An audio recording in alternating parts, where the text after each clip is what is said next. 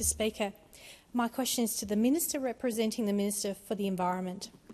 The Great Southern Reef stretches from Western Australia across the southern states to New South Wales. It has more unique biodiversity than the Great Barrier Reef, but receives just a fraction of the federal funding. With the algal bloom catastrophe in South Australia, will the government commit to properly funding monitoring of the Great Southern Reef? The call to the Leader of the House representing the Minister for the Environment and Water.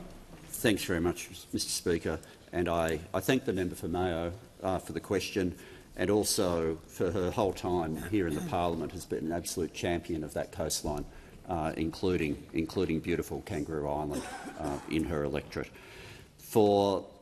And I think the member's right to say that the Great Southern Reef, people will know the Great Barrier Reef on the east coast, people will know Ningaloo Reef on the west coast, but the Great Southern Reef, you're going all the way from New South Wales, between Tasmania and around Victoria, South Australia and WA. You're talking about 8,000 kilometres, the size of this reef.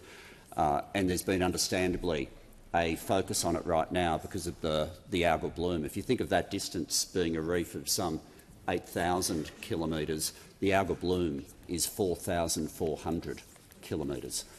So the size of what's going on is extraordinary. As the member's aware, and I'll go to monitoring in a minute, but as the member's aware, the Environment Minister has committed $14 million together with South Australia to make sure that we are helping South Australia in particular, which has been so horrifically hit by this algal bloom. And you think of people walking along the beaches in South Australia, like the great joy, what would normally be the happiest part of their day, has become the most depressing, seeing the death of marine life along those beaches. There is significant research and conservation projects which do touch on the Great Southern Reef. The projects that I'll go through, they're not limited to it, but a whole lot of their work is within the Great Southern Reef. So, for example, there's $24.5 million, which goes most of the sites for this on handfish, giant kelp and shellfish reef restoration projects. It's not purely the Great Southern Reef, but most of the sites within that program are the Great Southern Reef.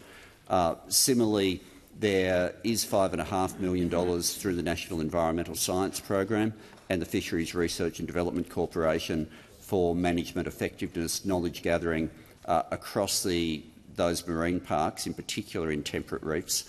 And the Bureau of Meteorology, together with the CSIRO, is also looking at having a marine heatwave forecast tool. People would be aware that the challenge here has been three things that have come all at once. We had from the Murray River a nutrient runoff of extraordinary proportions combined with a cold water upwelling and also a marine heatwave. So all of that has caused what we've been seeing by the best of scientific research so far. But the commitment that I certainly can give as well is that the Albanese government will continue to support the South Australian government to address what is horrific.